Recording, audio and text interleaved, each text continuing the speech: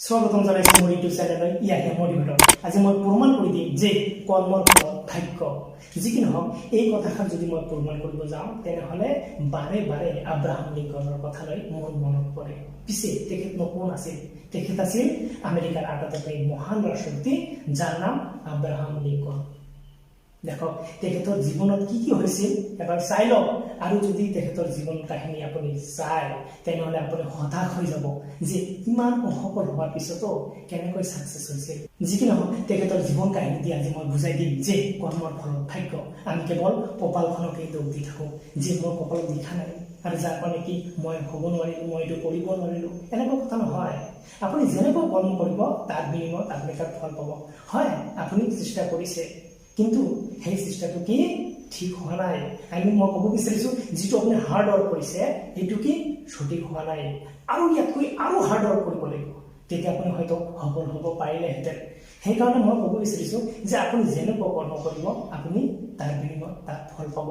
যি কি নহওক তেখেতৰ জীৱন কাহিনীটি মই বুজাই দিম যে কৰ্মৰ ফলত ভাগ্য।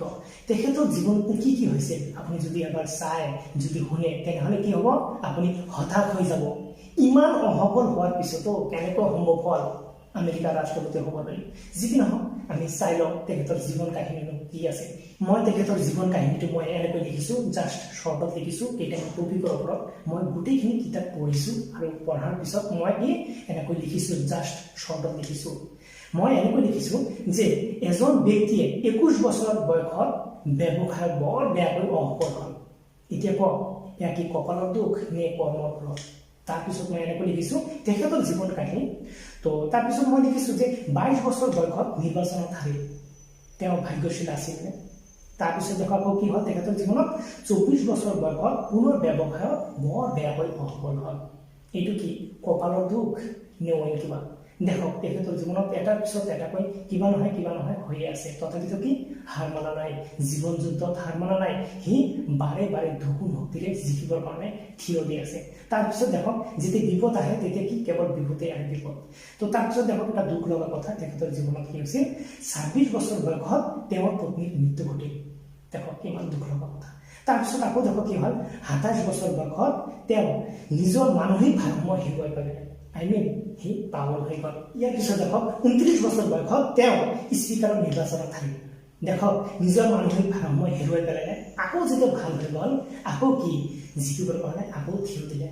কিমান যোদ্ধা আছিল তেখেতে। আৰু আমি কি এবাৰ যদি কিবা কাৰণত আনচাকচেছ হৈ গ'লো, কিবা কাৰণত যদি অসফল হ'লো তেনেহ'লে আমি ভাবোঁ যে আমাৰ লাইফটো শেষ, হয়নে? তাৰপিছত দেখক আকৌ কি হ'ল 31 বছৰ বয়সত তেওঁ কালেক্টৰৰ নিৰ্বাচনত হাৰিল। আকৌ দেখক কি হ'ল 31 বছৰ গ'ল, আকৌ দেখক 34 বছৰ বয়সত তেওঁ বিধানসভা নিৰ্বাচনত হাৰিল। কেৱল হাৰি গৈ আছে আৰু মানুহে কৈ আছে কি ই পাগল। তাৰপিছত কি হ'ল দেখক আকৌ 39 বছৰ বয়সত তেওঁ পুনৰ বিধানসভা নিৰ্বাচনত হাৰিল। ইয়াৰ কি কপালৰ দোষ নে অইন কিবা? তাৰপিছত আকৌ কি হ'ল 45 বছৰ বয়সত তেওঁ চিনেটৰ নিৰ্বাচনত হাৰিল। কেৱল হাৰি গৈ আছে কিন্তু হাৰ মনা নাই। তাৰপিছত আকৌ দেখক কি হ'ল 47 বছৰ বয়সত তেওঁ উপ ৰাষ্ট্ৰপতিৰ নিৰ্বাচনত জিকিবৰ কাৰণে কি থিয় দিলে, কিন্তু অসফল হ'ল। সেইটোতো অসফল হ'ল। দেখক বাৰে বাৰে কি হাৰি গৈ আছে। তাৰপিছত দেখক 49 বছৰ বয়সত তেওঁ পুনৰ চিনেটৰ নিৰ্বাচনত হাৰিল। দেখক বাৰে বাৰে কি হাৰি গৈ আছে। শেষত গৈ দেখক কি হয় চাই লওক। তাৰপিছত দেখক 51 বছৰ বয়সত তেওঁ আমেৰিকাৰ ৰাষ্ট্ৰপতি হ'ল। এতিয়া কওক এয়া কি কপালত লিখা আছিল? কেতিয়াও নহয়। দেখক আমি যেনেকুৱা কৰ্ম কৰিম তেনেকুৱা ফল পাম। এতিয়াতো ক'ব যে সি আমেৰিকাৰ ৰাষ্ট্ৰপতি হৈছে, কিহৰ কাৰণে? তাৰ কপালত লিখা আছিল সেইকাৰণে আমেৰিকাৰ ৰাষ্ট্ৰপতি হ'ব পাৰিছে। নহয়, এইটো কেতিয়া নহয়। তেখেতৰ কৰ্মৰ ফলতহে আজি আমেৰিকাৰ ৰাষ্ট্ৰপতি হ'ব পাৰিলে। সেয়ে মই কওঁ যে কৰ্মৰ ফলত ভাগ্য। আপুনি নক'ব যে তেখেতৰ কপালত লিখা আছিল সেইকাৰণে আমেৰিকাৰ ৰাষ্ট্ৰপতি হৈছে, এইটো কেতিয়াও নহয়।